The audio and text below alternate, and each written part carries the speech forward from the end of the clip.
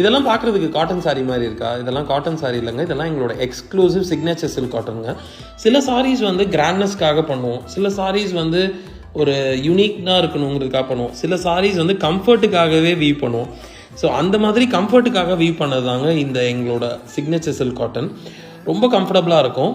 To be honest, இந்த சாரீலாம் வந்து பார்த்தீங்கன்னா 50-50 ரேஷியோவில் தான் சில்க் அண்ட் காட்டன் இருக்கும். எங்களோட மற்ற சில்க் காட்டன் எல்லாத்துலேயுமே 70% 60% மேலே இருக்குங்க சில்க் கன்ஸ்ட்ரக்ஷன்.